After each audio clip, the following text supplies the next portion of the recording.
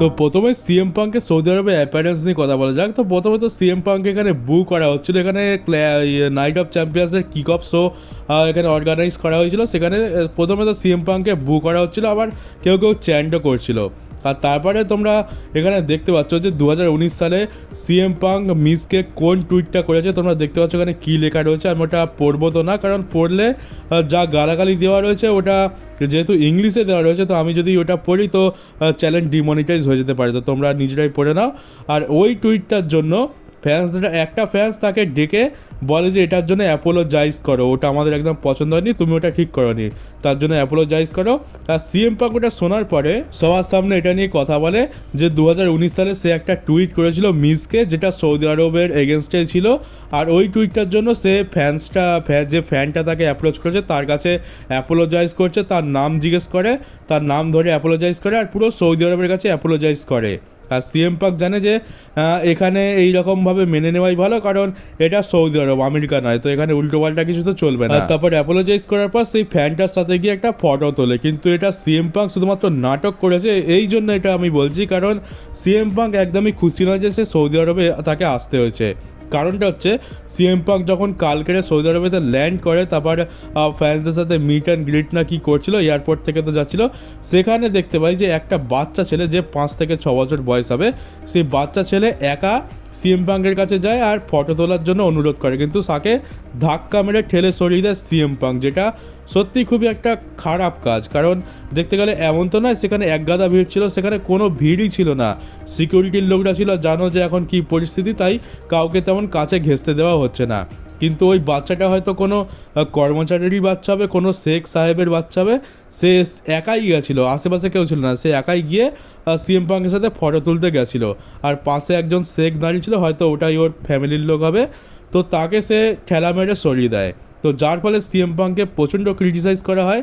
এখান থেকে তো পুরোপুরি পরিষ্কার যে সিএম পাঙ্ক সৌদি আরবে এসে খুব একটা খুশি নয়, আর তার মুখের হাবভাব দেখেও মনে হচ্ছিল না যে খুশি। শুধুমাত্র এই শোগুলোতে সে তার মুখে একটু হাসি হাসি ভাব রেখেছে। আর আমরা তো জানি যে সিএম পাঙ্ক এই 1-2 দিনের মধ্যে কী করেছে, সে পুরোপুরি বেঁকে বসেছে, আর সে বলে দিয়েছিল ডাব্লিউডব্লিউইকে যে সে যাবে না সৌদি আরবে। কিন্তু যেহেতু কন্ট্রাক্টের মধ্যে রয়েছে আর সিএম পাঙ্কের ডাব্লিউডব্লিউই টাকা দিয়ে রেখেছে, তো সিএম পাঙ্ক যেতে বাধ্য। তো সেই জন্য জোর জবরদস্তি সিএম পাঙ্ককে আসতে হয়েছে। আর তোমরা যে টুইটটা দেখলে, ওই টুইটটা দেখে তো তোমরা পরিষ্কার বুঝেই গেছো যে সৌদি আরবের সাথে সিএম পাঙ্কের খুব একটা ভালো সম্পর্ক নেই, আর সিএম পাঙ্ক সৌদি আরবকে পছন্দ করে না। আর তাছাড়া এই যে ঘটনাটা দেখতে পেলাম, এটা তো তারই প্রমাণ। এমনকি আজ পর্যন্ত ডব্লিউডব্লিউইতে কোনো সুপারস্টার কোনো বাচ্চার সাথে এমন করেছে বলে তো আমার মনে হয় না। বড় বড় যে সমস্ত ম্যাচিওর ফ্যানরা রয়েছে তারা হয়তো মাঝে মধ্যে ইরিটেট করে দেয়, তখন আমরা এগুলো দেখতে পেতে পারি। কিন্তু শুধুমাত্র একটা সিঙ্গেল বাচ্চা, তার ফ্যান তার সাথে ফটো তুলতে এসছে, আশেপাশে কোনো ভিড় নেই, কোনো ঝামেলা নেই, সেই ফটোটা তুলতেও সে তাকে দিল না। তো এটা তো একটু খারাপের দিকেই যাচ্ছে, যার ফলে ফ্যান্সরা সোশ্যাল মিডিয়াতে সিএম পাঙ্ককে ক্রিটিসাইজ করছে, আর তো ক্রিটিসাইজ করারই কথা। সিএম পাঙ্কের রাগের আরেকটা বিষয় হচ্ছে যে জন সিনা ভার্সেস সিএম পাঙ্ক একটা অনেক বড় ম্যাচ। এটা সিএম পাঙ্ক তো চেয়েছিল যে ইউএসএতে কোনো একটা জায়গায় করাতে, কিন্তু যে ডাব্লিউডব্লিউ যে এটাকে এইভাবে সৌদি আরবেতে বুক করে দেবে, এটা সিএম পাঙ্ক নিজেও ভাবতে পারেনি। তো ডাব্লিউডব্লিউ আর জন সিনার সিএম পাঙ্ককে সেখানেই এনে ফেলেছে যে জায়গাতে সে কোনোদিন আসতেও চায়নি। তাও তো আমি এখানে সৌদি আরবের ক্রাউডকে ভালো বলবো, কারণ এত কিছু হয়ে যাওয়ার পরেও কিন্তু সিএম পাঙ্ককে সেই লেভেলে হেট করা হচ্ছে না। প্রথমে বু করা হচ্ছিল, কিন্তু এখন তো চিয়ারই করা হচ্ছে। সবাই সিএম পাঙ্ককে সাপোর্ট করছে, সবাই সিএম পাঙ্ককে ভালোবাসছে। তো সিএম পাঙ্কেরও উচিত এই ফ্যান্সদের অ্যাকসেপ্ট করে নেওয়া, কারণ এটা যদি আমেরিকান ফ্যান্সরা হতো তাহলে এতক্ষণে তো সিএম পাঙ্কের পুরো ব্যান্ড বাজিয়ে দিত বু করে। সেই তুলনায় সৌদি আরবের ক্রাউড তো যথেষ্ট বেশি ভালো আর পোলাইট। আর কত কিছু ডাব্লিউডব্লিউতে বদলে গেল, কিন্তু একটা জিনিস একদমই বদলায়নি। 20 বছর আগে জন সিনা তার প্রথম ডাব্লিউডব্লিউ চ্যাম্পিয়নশিপ জিতেছিল, আর 20 বছর পর গিয়ে সে তার শেষ ডাব্লিউডব্লিউ চ্যাম্পিয়নশিপ জিতলো। মানে কতজন এলো আর গেল, আর জন সিনা 20 বছর আগেও চ্যাম্পিয়ন ছিল, আর 20 বছর পরেও সে চ্যাম্পিয়ন। মানে পুরো গুজ বাম্পস দিয়ে দেওয়ার মতো একটা ঘটনা। আর আরেকটা ফ্যাক্ট বলে রাখি যে জন সিনা 5খানা আলাদা আলাদা ডিজাইনের ওয়ার্ল্ড চ্যাম্পিয়নশিপ হোল্ড করেছে এই পুরো টাইম পিরিয়ডে, মানে 2005 সাল থেকে 2025 সাল পর্যন্ত। মানে এমন কোনো চ্যাম্পিয়নশিপ বেল্টের ডিজাইন নেই যেটা জন সিনার কাছে ছিল না। আর এই কাজ শুধুমাত্র আমাদের original greatest of all time John সিনার পক্ষেই করা সম্ভব। কোনো গরিবের আলতু ফালতু গ্রেটেস্ট অফ অল টাইম দিয়ে তো এইসব হবে না, কিন্তু তার ফ্যান্সরা তো আবার এইসব মানতে চাইবে না। আর ক্যারিয়ান ক্রস যখন নাইট অফ চ্যাম্পিয়ন্সের কিক অফ শোতে এন্ট্রি নেয় তখন ফ্যান্সরা কিন্তু তাকে প্রচণ্ড ভালো চিয়ার করে আর খুব ভালো রিয়াকশান দেয়। এমনকি সে যখন এন্ট্রি নিচ্ছিল তখন ফ্যান্সদের মধ্যে তারা তাকে মানে ফ্যান্সরা তাকে ঘিরে ধরেছিল আর তার সাথে ফটো তুলছে, অটোগ্রাফ নিচ্ছে, মানে যেমন সেলিব্রিটিদের সাথে করা হয় সেরকম করছিল। তোমাদের মনে হবে যেন ক্যারিয়ান ক্রস কোনো বড় মাপের সুপারস্টার, কিন্তু আসলে ডব্লিউডব্লিউ তাকে ইউজই করে না, তাকে একটা জবার বানিয়ে রেখেছে। এখান থেকে তো পুরোপুরি পরিষ্কার যে ক্যারিয়ান ক্রস খুবই ফেমাস হয়ে গেছে আর ফ্যান্সরা তাকে পছন্দ করছে, শুধুমাত্র আমেরিকাতে নয়, আমেরিকার বাইরে সৌদি আরবে পর্যন্ত। তো এবার আর কি বা দরকার, ডব্লিউডব্লিউ যদি এত কিছুর পরেও তাকে পুশ না করে তাহলে তো এটা ব্যক্তিগত শত্রুতা ছাড়া আর কিছুই নয়। আর আরেকটা বড় আপডেট হচ্ছে যে হিকো লিও এখন সৌদি আরবে রয়েছে, তাকে স্পট করা গেছে আর সে সৌদি আরবেতে ব্যাক স্টেজেতে রয়েছে, মানে নাইট অফ চ্যাম্পিয়ন্সে সে ব্যাক স্টেজেতে থাকবে। আর ডব্লিউডব্লিউ তাকে এমনি তো নিয়ে যাবে না, কারণ সিচুয়েশান একেই খুব খারাপ আর তার উপরে এক্সট্রা সুপারস্টার নিয়ে যাওয়া কোনো কাজের নয়। তো হিকোলিওকে কী করতে নিয়ে গেছে সেখানে, একটাই কারণ হতে পারে যে সোলো ভার্সেস জেকব ফাটুর ম্যাচের মাঝখানে হয়তো হিকোলিও এসে কিছু একটা করলো যার ফলে জেকব ফাটু হেরে গেল, কারণ জেসি ম্যাটেও আর সোলো সিকোবার দ্বারা তো হবে না।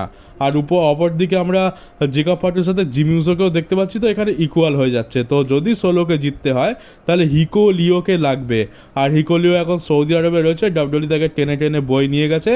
তো মনে হচ্ছে যে হিকোলিও ডেবিউ করতে চলেছে সৌদি আরবেতে। তো এটা দেখে নাও, যদি ডেবিউ না হয় আমি তো বড় অবাক হব, কারণ ডব্লিউডব্লিউ তাকে নিয়ে গেছে কিন্তু ইউজ করবে না, এটা বড় আজব লাগছে। এবার এই নিউজটা শোনার পর আমারও ভেতর থেকে কেমন যেন ফিল হচ্ছে যে জেকব ফাটু হারতে চলেছে। আর হিকোলিওকে ডব্লিউডব্লিউ কালকে রাতে স্ম্যাকডাউনে যখন ইউজ করেনি তখন তার মানে হচ্ছে যে নাইট অফ চ্যাম্পিয়ন্সে হয়তো ইউজ করতে পারে। আর তোমরা একবার এই লিস্টটা দেখে নাও, এই লিস্টে যত সুপারস্টার রয়েছে সবাই এই মুহূর্তে ইনজর্ড রয়েছে। মানে এখানে সব থেকে বড় নাম তো আমি দেখতে পাচ্ছি ড্রু ম্যাকিনটায়ার, তারপর হচ্ছে কেভিন ওভেন্সের ইনজুরিটা সব থেকে সিরিয়াস, কারণ ও আদৌ কোনো দিন ফিরবে কিনা আমরা জানি না। তাছাড়া লিভ মর্গান, রে মিস্টেরিও, আমাদের লর্ড টাঙ্গালোয়ার মতো বড় বড় সুপারস্টারও এখানে রয়েছে।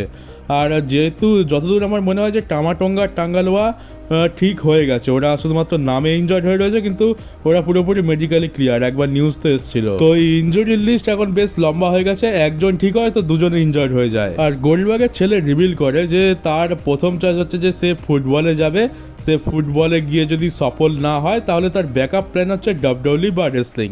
মানে ফুটবলে গিয়ে যদি দেখে যে ঠিকঠাক হচ্ছে না, ব্যর্থ হয়ে গেছে, তাহলে সে রেসলিং জয়েন করে নেবে।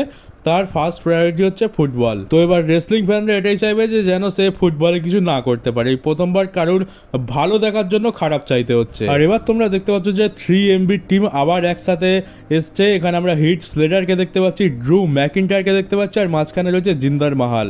তো এই ফটোটা জিন্দার মাহালের বিয়ের ফটো। কিছুদিন আগে বলেছিলাম যে জিন্দার মাহাল বিয়ে করতে চলেছে, তো এটা তার বিয়েরই ফটো।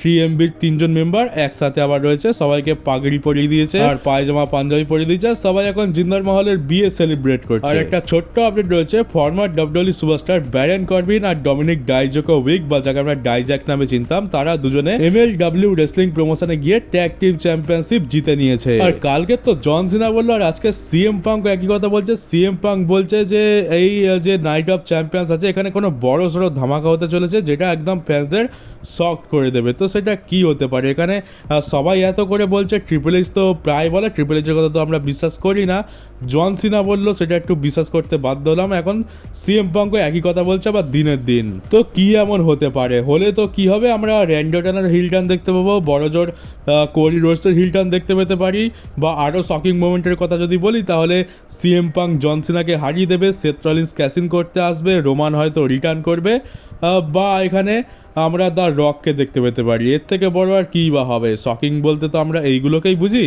তবে মনে তো হয় না রক আসবে, অত ভাই খাটতে চায় না রক। আর যদি রক আসে তাহলে তো এটা হয়ে যাবে যে সিএম পাঙ্কে সেই 2013 সালেতে রকের জন্যই হারতে হয়েছিল, আর এবারেও তাকে রকের জন্যই হারতে হলো। কিন্তু অত আশা তো রাখছি না, তবে যেহেতু সবাই মিলে এত করে বলছে, মানে সিএম পাঙ্ক, জন সিনা, ট্রিপল এইচ এত করে বলছে, তার মানে কিছু একটা তো এখানে টুইস্ট থাকবে, আমরা একটা সারপ্রাইজ জিনিস তো দেখতে পাবো। এটুকু তো পুরোপুরি শিওর হয়ে যাচ্ছে, এবার দেখতে হবে যে সেটা কি হয়। আমরা যেসব জিনিসগুলো এক্সপেক্ট করছি সেইগুলোই নাকি একেবারে ডিফারেন্ট কোনো জিনিস এখানে বের হয়। তো চলো গাইজ, এই তো হয়ে গেল আজকে নিউজ ভিডিও। আর তোমাদেরকে বলবো আজকে রাতেরবেলা নাইট অফ চ্যাম্পিয়ন্স ভালোভাবে এনজয় করো, এখন আর ভোরবেলা কষ্ট করে উঠতে হবে না, রাতের বেলা আরামসে খাওয়া দাওয়ার পর শুয়ে শুয়ে নাইট অফ চ্যাম্পিয়ন্স দেখা যাবে। তো চলো এবারে কালকে তোমাদের সাথে আমার দেখা হবে নাইট অফ চ্যাম্পিয়ন্সের রিভিউ ভিডিও নিয়ে।